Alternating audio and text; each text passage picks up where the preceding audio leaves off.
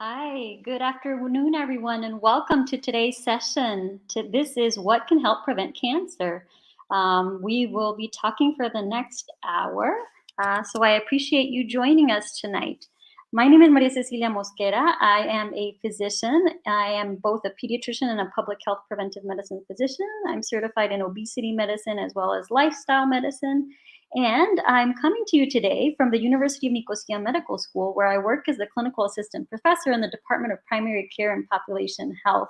I am speaking to you today on behalf of the University of Nicosia's Medical Center. So today we will be talking about nourishing and caring for yourself to prevent cancer. And the point of today's talk is to talk a little bit about what could reduce your risk of getting cancer.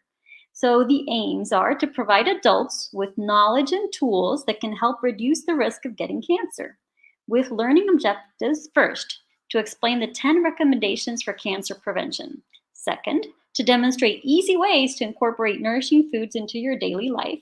Third, to discuss the importance of lifestyle for cancer prevention. And fourth, to demonstrate how to create SMART goals. Now, we are doing this session through YouTube Live, so the chat box is open via YouTube at any time during this session. Please post any questions or comments you have. We will be talking for 1 hour, and make sure that you stand and stretch as you need. I'll be sitting for this presentation, but as we are talking about lifestyle, I encourage you to stand while you're listening, move, stretch, whatever you need to do. Why are we talking today about what can prevent cancer? So there are many things to worry about in today's world with the COVID pandemic and everything that comes with it.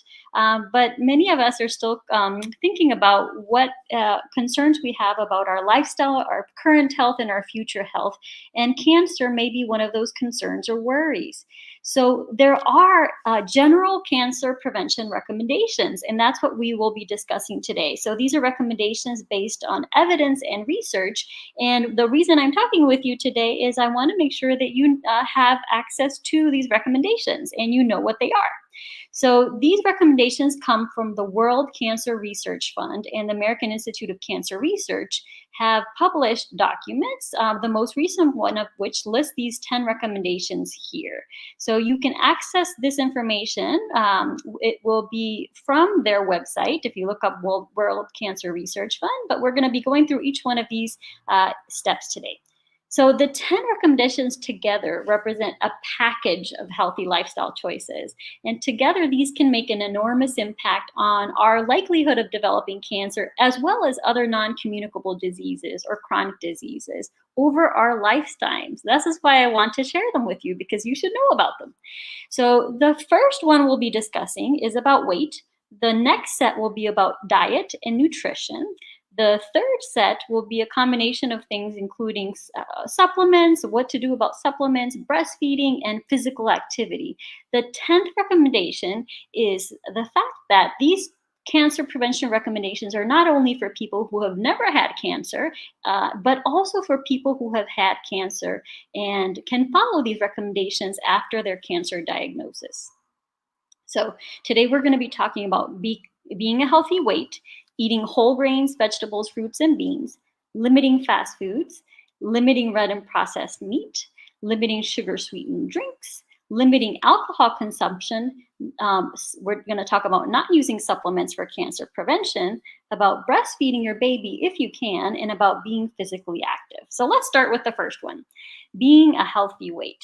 So this is a time where if you look at the screen right now, you'll see a little red dialog box on the right-hand side. And that means that this is your opportunity that I would welcome you to put any thoughts or feelings about your own weight now, what you know about it, in the chat box here. Maybe you have concerns, maybe you don't know how much you weigh, maybe you don't know if your weight is healthy. So whenever in my presentation you see a little red dialog box, that means I'm going to be looking through the chat box to see if any of you have any comments or any thoughts. So what about your weight? Why do we want to be a healthy weight? So being overweight or obese increases our risk of type 2 diabetes, coronary heart disease, and stroke, among other things, but also can lead to 12 different types of cancer, including pancreatic, liver, and some kinds of breast cancer. So being a healthy weight is not just about cancer, it's obviously about everything else. But today we're talking about cancer and what are the things we can do to prevent it. So being a healthy weight is one of them.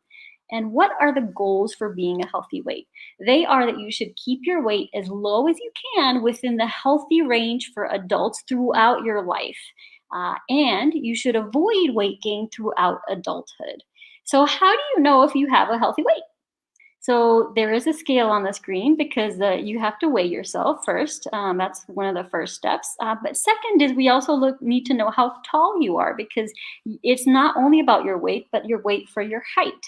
And we calculate something called body mass index. The formula is on the screen, but you don't need to memorize it, and I'll tell you why in a second. But just so that you know, a normal body mass index, or BMI, is between 18.5 and 24.9. 25 and above would be overweight or obese, and less than 18.5 would be underweight.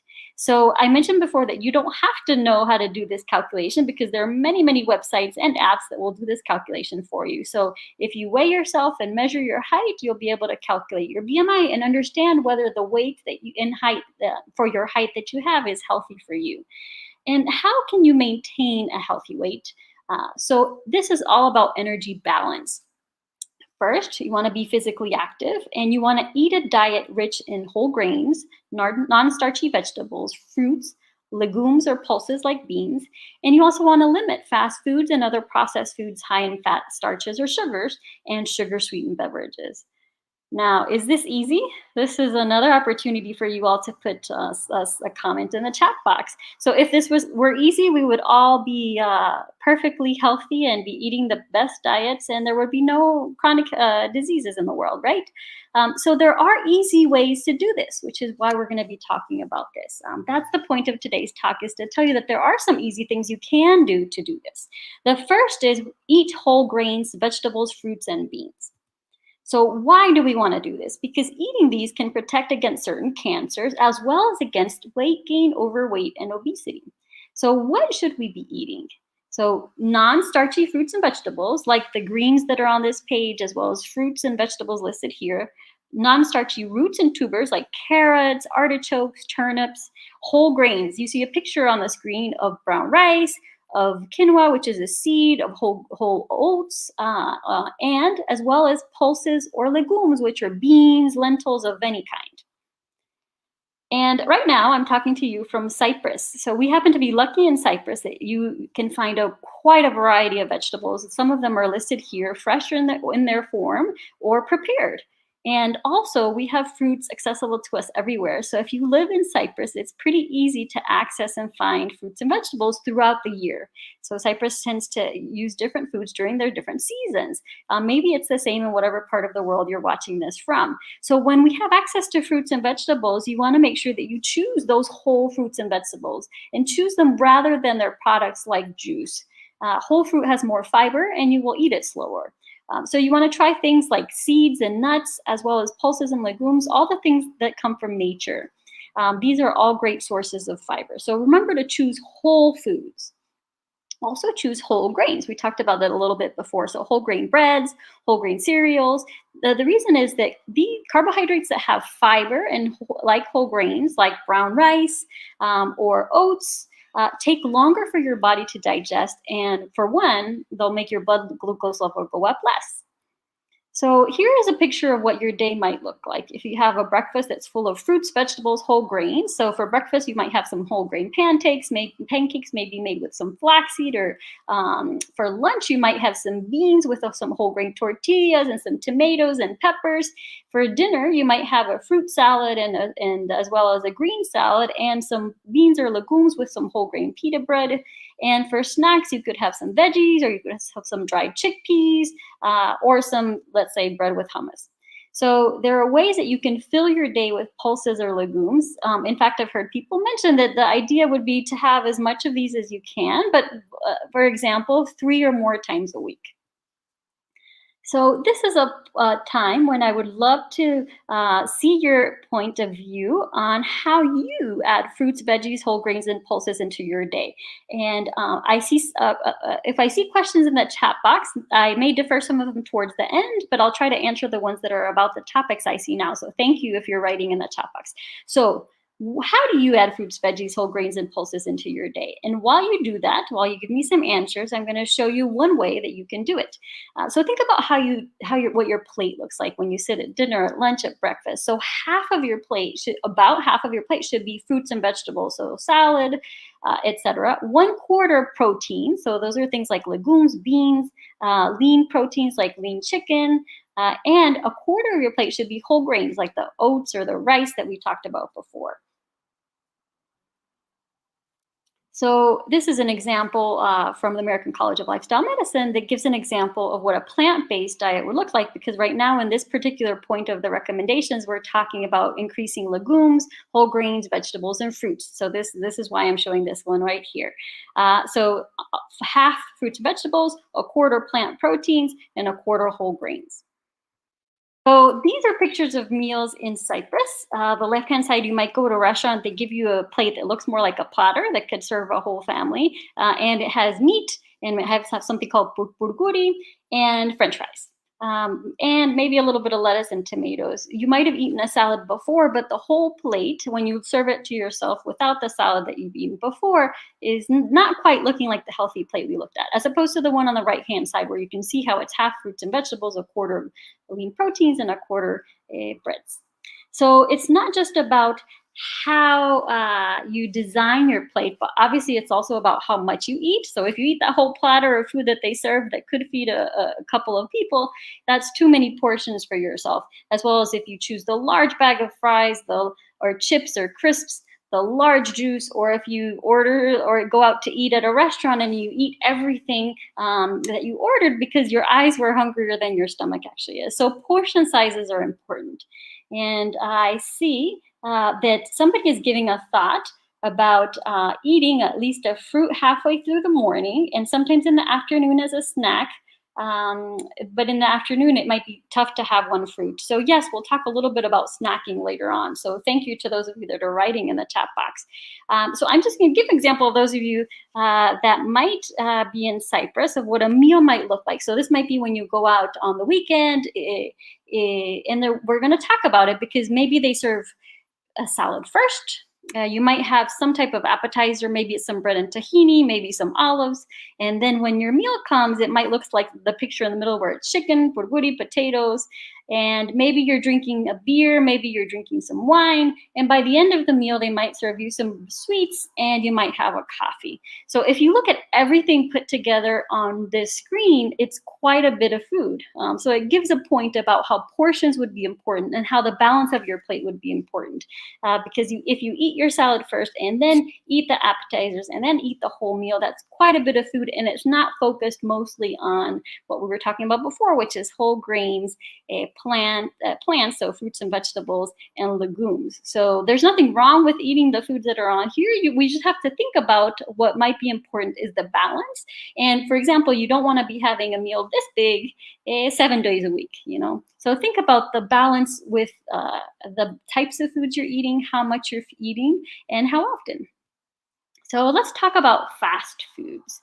The recommendations are to limit fast foods, and why? So eating more fast foods and processed foods that are high in fat, starches, or sugars can cause weight gain, overweight, and obesity.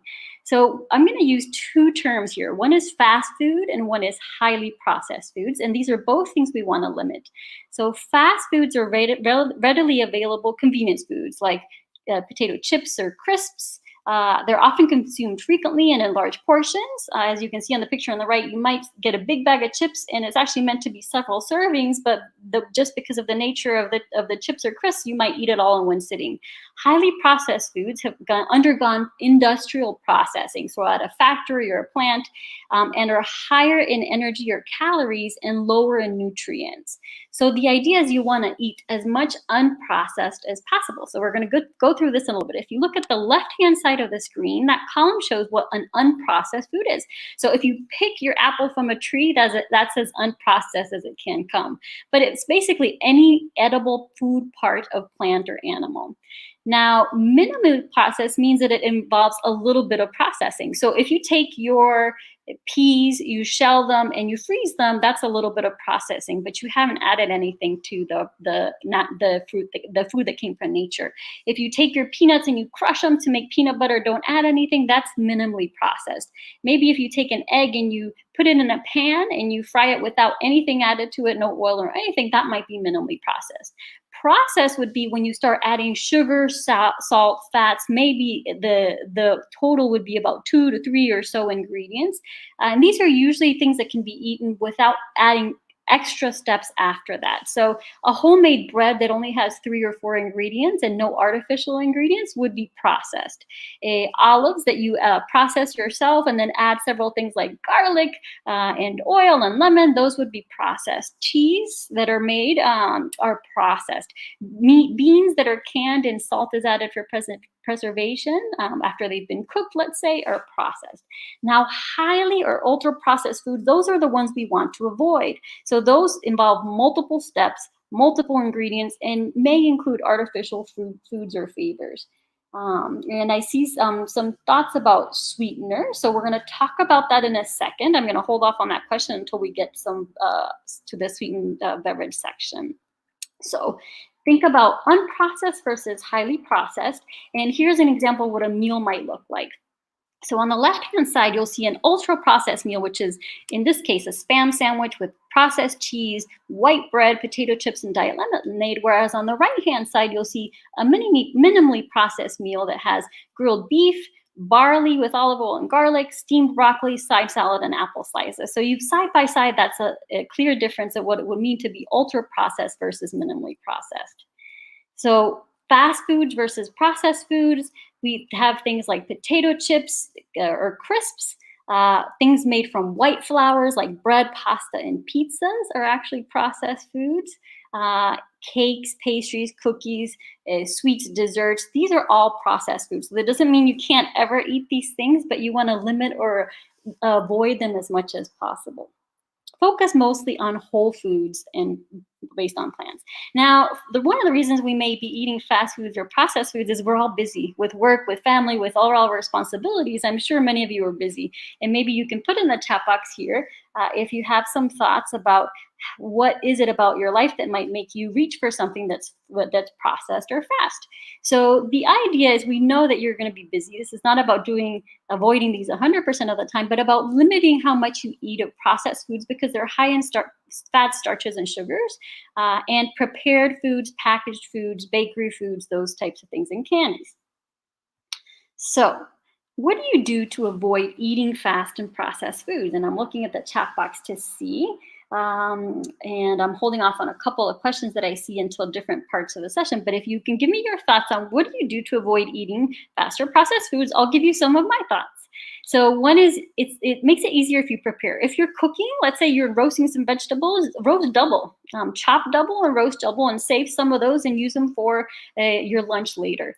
When you're cooking a protein like salmon, you might cook an extra batch and freeze it and use it for sandwiches or salads. So try to minimize the work that you do by cooking bigger batches, double batches, triple batches. As an example, for legumes or beans, it takes time to prepare them. So when you cook them, you cook a large quantity and you can freeze a batch without any spices added to them. Well, then when you defrost them, you can add spices and it makes it a lot easier. When I'm running busy from work, let's say, and I get home and I have some frozen beans prepared, it makes it much more likely that I'm going to make something in 30 minutes or 20, 30 minutes or even less, 15 minutes, than let's say, oh, I have to go stop at this fast food place because there's no food for dinner today. So if you're prepared, it can make it easier.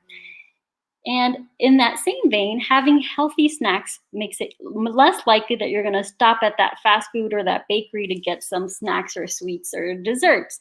So if you have an apple in your purse, if you keep some dried unsalted nuts in your car, if you have cut up veggies in your fridge, that you can just put quickly as you're running out the door, and you're in a container for you to snack on. So having things that are prepared makes it more likely that you're going to do it. So some of those veggies that you chopped up for cooking, you can also take for snacks with hummus, for example. So let's see if I see any comments from before, not yet.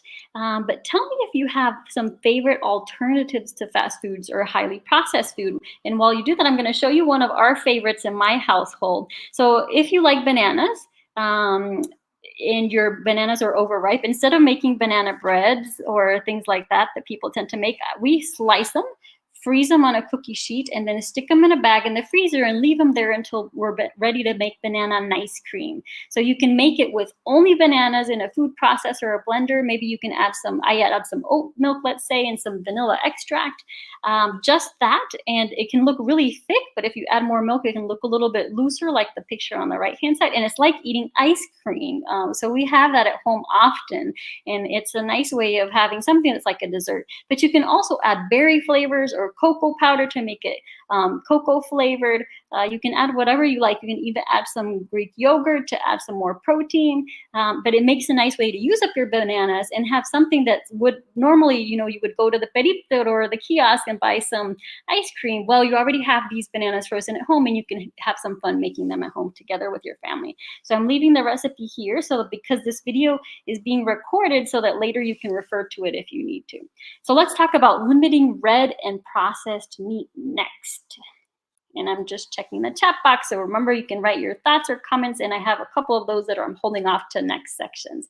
So why do we want to eat less red or processed meats? So eating either red or processed meat increases the risk of, for example, colorectal cancers, and eating more processed meat may increase your risk of breast cancer. Processed meats are often high in salt, and this can also increase your blood pressure and lead to heart disease. So these are some examples of meats in Cyprus, and these are all my photos that you're seeing in the presentation, because wherever I go, I end up getting photos of the foods that we're eating. So these are foods of meats in Cyprus. So you can find meat everywhere in Cyprus. And just to be clear, when I'm talking about red meat, they define it as any type of muscle meat from a mammal, so beef, pork, lamb, goat. When we're talking about processed meat, these are meats that have been transformed through salting, curing, fermentation, smoking to enhance their flavors and preserve them. So hams, salamis, some sausages. Sometimes sausages, if they're fresh made, don't count as processed meat. But if they've been processed through a factory, for example, those are processed meat. So the idea is to, if you do eat red meat, to limit it to no more than 3 portions a week. And listed here is what a portion would be. And preferably to eat lean rather than fatty meats. And remember, we're talking about cancer prevention here. So eat very little, if any, processed meats. So as an example, if you're given a lovely choice like this for breakfast, if you're thinking about cancer prevention, maybe you want to focus less if they happen to serve you things that are not freshly processed meats from their own farm. For example, if they serve you some processed meats that you bought at the supermarket, maybe focus on the other lovely items that are on the table. So let's talk about limiting sugar-sweetened drinks, and we're going to get to one of the questions that I have in the chat box right now in a second because of that. So drinking sugar-sweetened drinks can cause weight gain, overweight, and obesity, especially when consumed frequently or in large portions.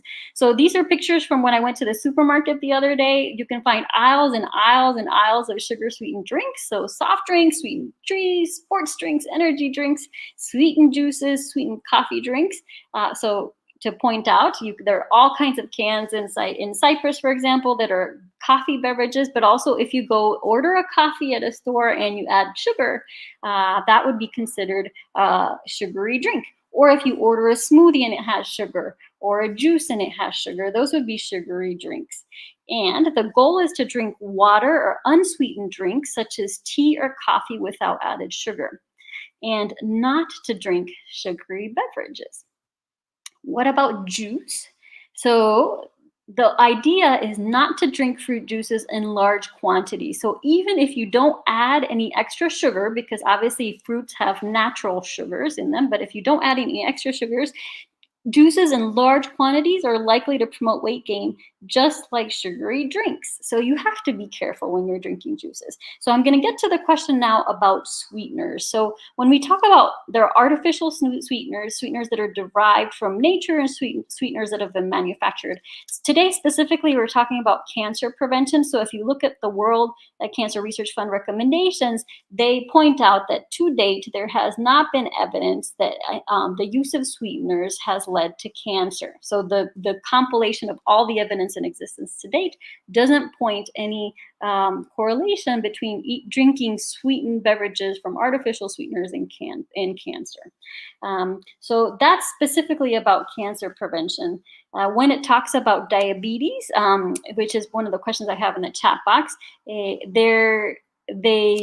if you're talking about diabetes management or diabetes prevention, are still recommendations that you can use artificial sweeteners even if you have diabetes, because one of the questions points out how do they spike insulin, etc. So these are the guidelines and the recommendations. Now, I would just refrain, if you remember, artificial sweeteners are processed. So today, on the basis of these recommendations and the idea to eat mostly whole foods that are plant-based, it would be preferable actually not to have any sweeteners at all. But in the end, we're going to talk about what you have to choose as what is best for you and your life and your personal choices. So we'll talk about that in a minute. So what are some of your favorite alternatives to sugary drinks? So somebody mentioned you can add sweeteners. Yes, that's true. Let's see if you have any other thoughts in the chat box. In my house, we drink water. But for example, my husband might add a little bit of some type of sweetened beverage to his water, because if he doesn't want to forego fully sweetened beverages, he'll add just a splash and give it a little taste. But instead of that, if you want to avoid these sugary beverages completely, you can do like on the right-hand picture, which you can put slices of fruits or vegetables like basil and strawberries, lemons or limes. You can add just berries, and it gives a nice flavor to your water. So that's what we do. I'm going to see if anybody has given any thoughts in the chat box of what they do. And while I'm waiting, I'm going to go on to one of the next steps. We're talking about cancer prevention. So the recommendation is to avoid alcohol. There is strong evidence that drinking alcohol is associated with many kinds of cancers, for example, breast cancer. And for cancer prevention, it's best not to drink alcohol. If you drink alcohol, it's best not to exceed the national guidelines, which, for example, would be 1 drink for women and 2 drinks for men. And you can look up the sizes on the different websites. This is about cancer prevention today. So I know that some people might point out, yes, but red wine, they've said, has this benefit or that benefit. Well, today we're focusing on cancer prevention. And for cancer, the recommendation is to avoid alcohol.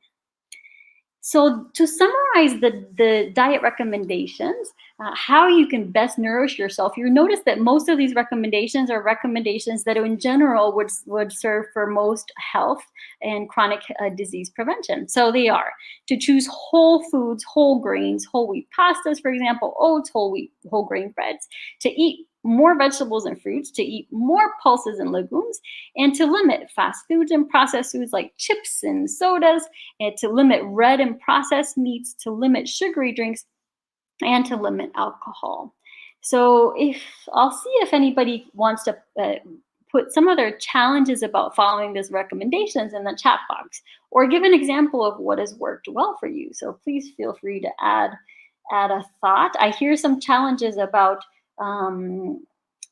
it's hard to have a snack, like let's say just a fruit as a snack in the afternoon. And that may be why, if you talk to people that are experts, like registered dietitians, for example, they may tell you to pair your fruit or your vegetable with some type of protein, like unsalted nuts, or for example, if you have an apple with some unsalted peanut butter with nothing else added to it, which you can find in some very delicious, nothing else added peanut butter, almond butter, or you might want to add some hummus or dried chickpeas to your veggies, because it is hard to have sometimes only a piece of fruit. It might not be as filling. So that's one of the points that I saw in the chat box that I'll comment on.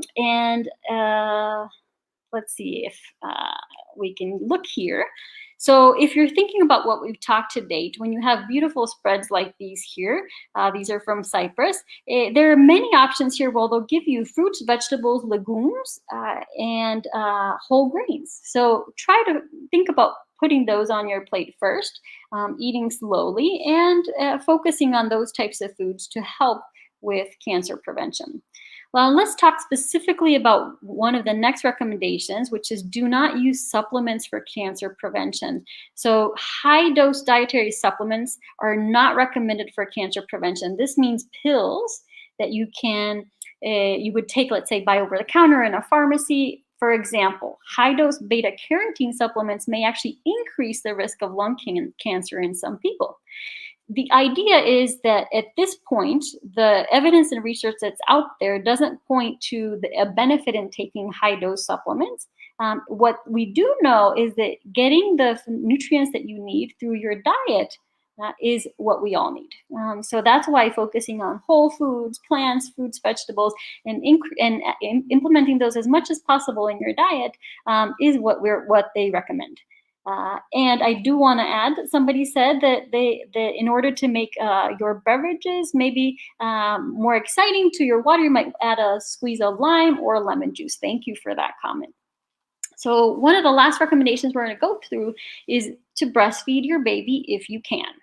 Obviously, this does not apply to all of you, but if you are able to breastfeed, breastfeeding protects not only the mother, but also the infant. So breastfeeding protects against breast cancer in the mother and actually lowers the risk of type 2 diabetes, but it also promotes healthy growth in the infant. It protects against overweight and obesity and their related cancers, protects against infections, and lowers the risk of asthma and type 2 diabetes. So the last recommendation we're going to discuss is being physically active. So I don't know if any of you would like to comment whether you got some physical activity today. Today in Cyprus, it's a bit rainy and cooler than it has been. Maybe in the part of the world you're watching from, it is a little cooler too. So sometimes it's helpful to be purposeful to include physical activity in your day. I'll tell you that, for myself, I'm walking my daughter to and from school to make sure that I do get physical activity in my day. So what does that mean, physical activity? So I'm just going to point out that I said at the beginning that I'm a lifestyle medicine physician. So we talked about healthy eating, first part of the conversation today. Lifestyle medicine actually has 6 parts that are listed here. Beyond healthy eating, it's also about physical activity, managing stress, healthy relationships, sleep, and avoiding risky substances. So we are going to talk about physical activity, which is the second pillar of lifestyle medicine. And it's actually one of the recommendations from the World Cancer Research Fund is to be physically active to prevent cancer. But this is not just about preventing cancer. Physical activity can help so many other health risks. And listed here, you'll see for cancer that just the examples that are listed here, people who are physically active have a lower risk of breast cancer, you see by 20%, colorectal cancer 19%, but also things like type 2 diabetes, 35% lower risk, cognitive decline, which is about your brain and the decline as you grow older, 40% lower risk, hypertension, a third lower risk, depression, almost half lower risk, and all-cause mortality. So the likelihood that you're going to die is almost a third. Bone fractures by 2/3. So physical activity helps on so many different fronts, and that's one of the things that I wanted to highlight today because, we may know some of these, but we sometimes don't take as much advantage of it as we can. So for cancer, remember that physical activity is also key. And what does it mean to be physically active? So all of you are sitting right now watching me on the screen. We are not being physically active. So this is a reminder to you to stand up and stretch. You can watch this standing up. You don't have to be sitting down. And I won't stand up so that you can still see me, but after this I will. So when you're going to be physically active, the recommendation for adults is to get at least 150 minutes of moderate physical activity each week, or 75 minutes of vigorous physical activity each week. And what is an example of this? So if you're trying to meet the 150 minutes of moderate physical activity, you might say do 30 minutes of brisk walking Monday through Friday every week. And that would meet your physical activity requirements. How do you know if you're doing moderate physical activity or vigorous physical activity? So if you're walking down the street, and you're able to talk to your partner or talk on the phone and have this very long conversation, or if you're actually and you're able to sing somebody a song, then you're not having enough physical activity intensity to consider it moderate. When you're having moderate physical activity, you should be able to talk but not sing. When you're having vigorous physical activity, you shouldn't be able to talk or sing. Basically, you're going to have difficulty talking, or you have to take some breaths. So examples of each. Moderate, I said before, is brisk walking. It can be also dancing that's not leisurely. It could be hiking. It could be cycling. Vigorous would be something like jogging or running, fast swimming, competitive sports, walking or climbing briskly up a hill, or fast cycling, or some intense aerobic classes. So this is what it means to have moderate versus vigorous physical activity. So can you talk and sing? Then you're not doing moderate intensity physical activity. Can you talk but not sing? Then you're doing moderate. Can you neither talk nor sing? Then you're doing vigorous. But it's not just about exercise, which is what I actually was mentioning before. Physical activity includes many components: exercise, strength training, flexibility, balance, and reducing inactivity. These image that is on the screen now is from the NHS, from the UK recommendations, which are very much like the ones in the United States, for example. So, for example, we talked about exercise in the slides before, but adults are also recommended to do strength building activities on at least 2 days a week, and to work on balance in older adults 2 days a week. And I talked about reducing inactivity. So this is a nice reminder for each one of you. If you didn't stand up before, you should stand up and stretch now. Raise your arms up. Make sure that you're moving, because staying stationary and inactive is actually a risk, has an independent risk factor for many poor outcomes in of itself. So even if you exercise the recommended amount of exercise, if you're inactive all day long, meaning you're sitting at a desk 8 hours a day and not standing up, then you still have some health risks. So stretch and move. So to summarize the 10 cancer prevention recommendations, they are to be a healthy weight, and then there are recommendations about diet that we just discussed, including eating whole grains, veg, fruits, and beans, but limiting fast food, red and processed meat, sugar-sweetened drinks, and alcohol consumption. And not to use supplements for cancer prevention, to breastfeed your baby if you can, and to be physically active. But also, if you do end up with cancer, to consider these recommendations for your future as well. So I have just given you all a lot of information.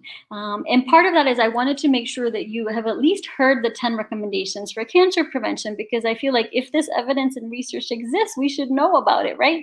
But it may be a lot of information for you, and you may have no idea of everything that I said. What should you do now? Like, are you really supposed to change all those 9 or 10 things in your life? Well, it's not really about changing everything. But if you have some ideas of some changes that we talked about before, some things that would help with cancer prevention that you're thinking of doing, please feel free to write it in the chat box now. I would love to hear it. So what changes are you thinking of making in your life to help reduce your risk of getting cancer? And while maybe I get some thoughts in the chat box, I'm going to talk about how you can actually make some goals, because we've given you all this information, the research that is known about cancer prevention and what the international recommendations are for cancer prevention, so that you know about it. But the idea is, once you know about it, you can choose how and if you want to implement those in your own life. So how do you make goals? So let's see if you have ever tried to change anything in your lifestyle before. Think of any lifestyle goal in the past that you've set, and feel free to write it in the chat box and tell us about what went well for you when you made that goal. Or what were some challenges you faced when you were trying to reach that goal? And I'll see if you put anything in the chat box, because we know that reaching goals can be challenging. Maintaining your ideas for change can also be difficult. So if you have any ideas of difficulties or things that went well for you, please share, because that can be beneficial for everyone. I'll give some examples here while I'm waiting to see if anybody wants to put anything in the chat box. Some goals that you might have tried to reach. Let's say I want to eat less junk food. I want to exercise more. I'm going to drink less soft drinks or sodas. Those are 3 examples of goals. Well, it can actually help to set what's called a SMART goal. So I'm going to go through what that means. So SMART is an acronym, and that means that every letter in the word SMART is a different word. So the S is for specific, the M is for measurable, the A is for achievable, the R is for realistic, and the T is for time-based. So what does that mean? So if you're going to make a goal, it helps to make it specific. So what exactly is it that you're going to add or change in your life? It helps if you can measure it. How many times a day or a week are you going to do it? How much are you going to do? Are you going to do moderate intensity or vigorous intensity? And what kind of exercise? Is it something that you can achieve? For example, if you say, I want to eat green vegetables 3 times a week, but you have none in the refrigerator, then you can't achieve it. Or I want to join a gym, but you don't have one near you, or it's COVID pandemic and the gyms are all closed, then you can't achieve it right now. So realistic, it has to be something that you can do. If you're drinking 5 sodas a day, it would be hard to set a goal that says I'm going to go from 5 sodas a day to 0 sodas a day. Maybe it's more realistic, let's say, if you've never exercised, to say that you're going to start with 10 minutes of walking 3 days a week, then to say I'm going to do a 1-hour exercise 7 days a week. You want to make it realistic. And then time-based. It helps if you decide you want to do it for 1 week or 2 weeks or 4 weeks, and not just say, I'm going to do this, because if there's no end date, you don't have a time where you can evaluate how it went.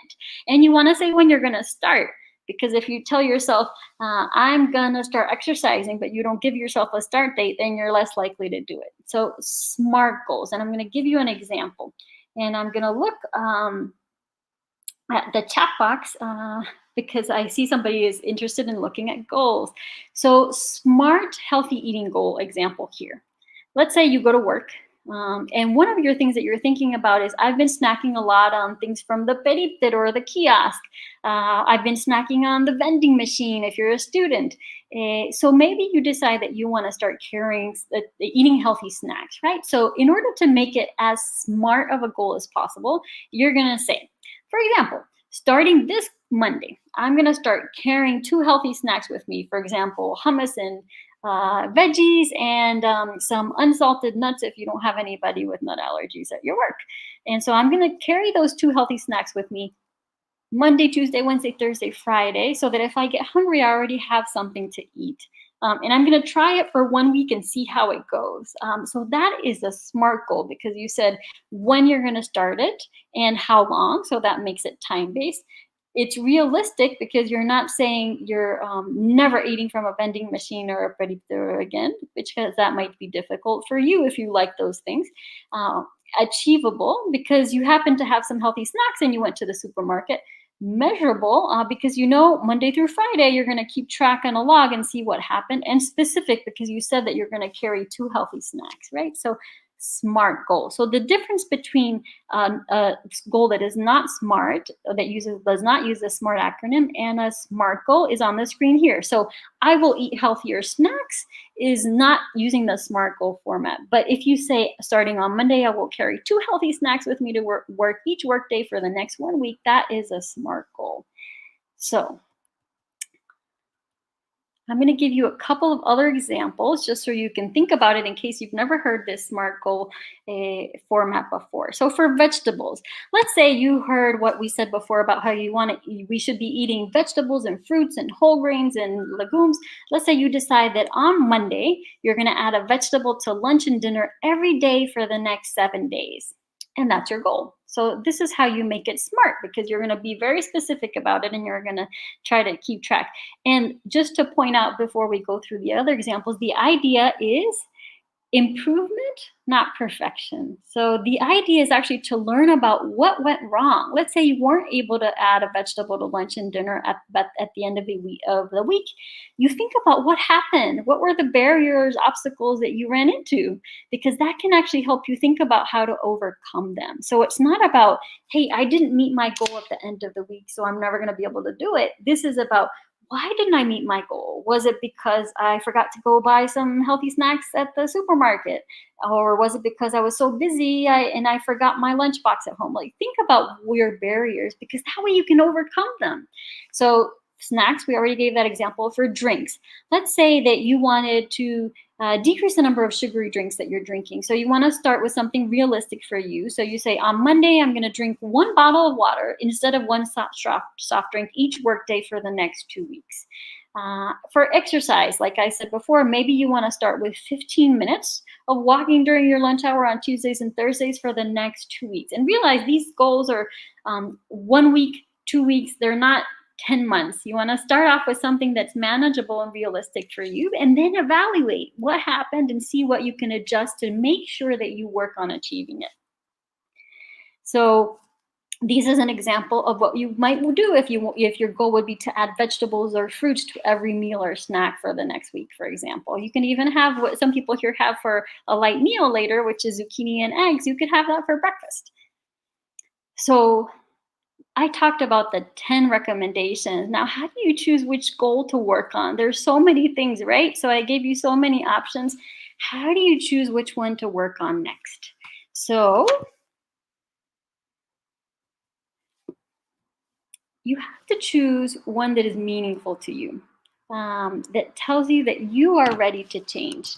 And the reason is, it's not about me changing your behavior or anybody else. It's about what are you ready to change that's meaningful for you, that you can sustain. So one way to think about this is this example of how I have here.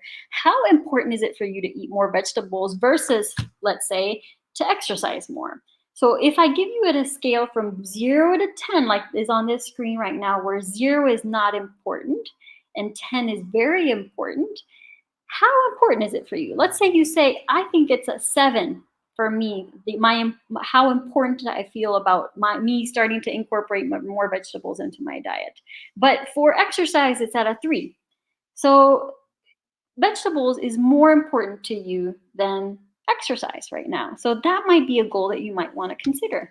And how confident are you that you can eat more vegetables? Let's say you don't really like vegetables or haven't found any that you like very much. So you think you're maybe at a 5 out of 10 in your confidence. So something that can be helpful is to think about what would need to happen so that your confidence number moves from a 5, let's say, to a 7. Let's say, what if you cooked with one of your friends and they showed you a couple of their favorite recipes to find some recipes that you like. Like, let's say that's what you tell me might actually make your confidence higher. So if it's something that's important to you and you feel like you can achieve it, then that's the right goals to sort of choose to work on. So of all the things that we talked about today, at the end of this conversation, what I'd love for you to think about is what hits me as the most important thing for me to change in my life right now. Not what everybody else is telling me that I should change. What do I think I want to work on? And then you make a SMART goal to work on it for the next 1 week, 2 weeks, and then reevaluate to see what happened. Because the next steps ideally would be is you make your own SMART goals. Yes, and somebody commented, for example, making a meal plan for the week might be helpful. Some people find it very helpful to, let's say, take on Sunday, prepare all their fruits and vegetables, go shopping, have their meals ready for the week so that they know what they can have ready for the week for meals or for snacks. And for example, somebody posted that you might have a SMART goal that's a cooking goal. So it's not about maybe how many vegetables you're eating, but it might be that you want to start cooking 2 meals at home instead of eating out 5 days a week. So absolutely, that's a great point in the chat box. So what is a SMART goal for you? I put here that if you come to our University of Nicosia Medical Center, because you might be a patient there, for example, we use these forms. The doctors use a variety of these forms. The registered dietitian uses a different form. Maybe if you aren't from here, your doctor uses that as well too. But the idea is just to write down your goal. There's evidence that shows that if you write it down on a piece of paper, you're more likely to meet it. And if you make your goal short, the time frame about 1 week, 2 weeks, then you have time to look to see whether your achievement. So the goal forms that we use here have check boxes. So that, let's say my goal was, as somebody suggested, let's say starting on Monday, I'm gonna cook 2 home cooked meals during the week. And that's my goal for 1 week. So then I have check boxes and I say, when I cooked one on Tuesday and one on Thursday, oh, I met it. or maybe I was only able to do it on Tuesday. So then think about why did that happen? What happened that led you to not be able to meet your goal? Because that's what's going to help you be able to overcome any obstacles or barriers. And so remember, this is about you achieving your goal, not about somebody else setting a goal for you. So ideally, I would hope that after this conversation, you take the recommendations that you've heard for cancer prevention and make your own SMART goals. Because in summary, like we talked about, lifestyle makes a difference for cancer prevention. And the idea is to start with small steps, make a couple of SMART goals, and follow up to see if you've made progress and to think about what were the barriers that you encountered. Because the idea is you can actually do things to nourish yourself, care for yourself and your health in general, but there are also some things you can do that can help prevent you from prevent you from developing cancer and decrease your risk from cancer in the future. And so if those recommendations exist, now you've heard them. This presentation will be recorded so that you'll be able to refer back to them. But I hope that you can give us some examples of SMART goals. Now, I want to point out that we love to hear your feedback about the presentation. I'm going to answer a couple of questions after this, but in case you have to go, I just wanted to point out that there is a feedback form. If you look on the YouTube page, when you look at the description under the YouTube video, there is a link for a form it starts with forms.office.com, and there you can, it's just a one-page feedback form and it's electronic, and I would love and appreciate any thoughts and feedback because we look to improve our sessions. So in case you have to go, I just wanted to point that out.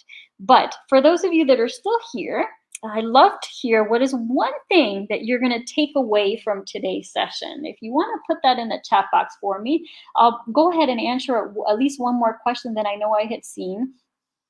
Somebody asked about the keto diet. So if you notice in today's conversation, I was really focusing on cancer prevention and what the evidence and the details are about cancer prevention. So keto diet is not yet summarized for cancer prevention. So I can't really comment on the keto diet for cancer prevention. But if you think about how the keto diet is achieved, in some people achieve the keto diet by utilizing red meats, maybe processed meats, things that are high in fat and sugar. So when we're thinking about cancer recommendations, if you can follow the keto diet and still follow the cancer recommendations, there wouldn't be a problem for that. So for cancer prevention, there's no one specific diet that the World Cancer Research Fund recommends. But in general, regardless of what diet you utilize, for example, I'm with Cyprus right now.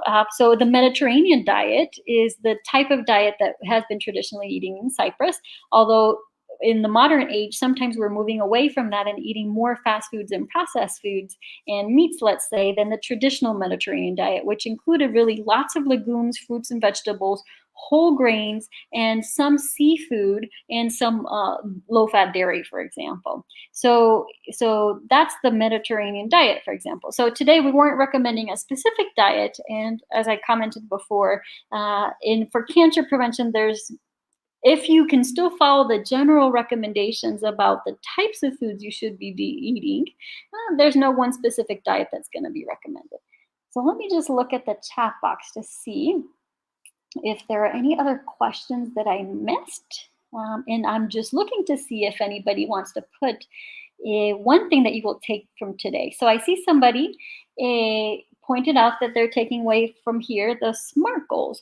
So I actually find that's one of the helpful things even for myself, is to try to remember to write them down. It makes a difference. So if you think it in your head, there is some difference that shows that if you actually write it and put it somewhere that you can see it. Maybe if you put it on your refrigerator or in your phone or in your diary, but remember to make it realistic and time bound so that in 1 week you look at it and remember, it's not about judging yourself and whether you were able to meet your goal. It's about seeing what barriers, how you can overcome barriers so that in the end you continue to improve the things that you want to improve about your life. So let me see if there are any other thoughts. If not, questions, please feel free. And let me double check the chat box to see if I missed any questions. I think I addressed the questions that I see, and I appreciate those of you that have taken time to make some comments. If you don't have any further questions, I will say thank you for taking the time to participate today. I know we covered a lot of information, but my hope is you can go back to this presentation, but really just think about what was the one thing that struck you that you feel is important for your own life, that you think you can achieve, and make a goal about it and work on it. It's wonderful and amazing that we have research and evidence about things we can do that can help us decrease the risk of our developing cancers in our own lifetime. So we should all take that information and see how it can fit into our own lives. So thank you. As I said, I'm coming from the University of Nicosia, but I'm presenting on behalf of the medical center. So we have other sessions that we hold periodically, which is why we welcome your feedback. And if you didn't hear me say it before, there is a link under the YouTube video, under the description of the video, where you can give some feedback. And you can also write any thoughts or comments in the chat box. But that is the end of my presentation for today. I'm just going to look one more time to make sure that I didn't miss anybody's thoughts or comments in the chat box. Today, I feel like we addressed all of them. Okay, so thank you all for your time. If you had any trouble with the audio or the video today, don't worry, because this presentation is being recorded and will be accessible for you in the future, actually shortly, on the University of Nicosia's website. So you'll be able to access this presentation later on if you want to refer back to it, for example, even for the recipe that was listed on there, or for some of the ideas, or to remember what the recommendations were. I would refer you, if you want to find out more, you can also look at the World Cancer Research Fund's website, which has information about the cancer prevention recommendations. And the link for that is under the first slide, where I talk about the recommendations if you want to look for it. So thank you all again. Thank you for taking the time to join us tonight. And the feedback form, just so that you know, has a spot for you to give some recommendations on future topics that you would like to hear as well. So please feel free to give us any thoughts or recommendations. And we're going to go ahead and end the presentation today. Thank you again, and have a wonderful rest of your evening.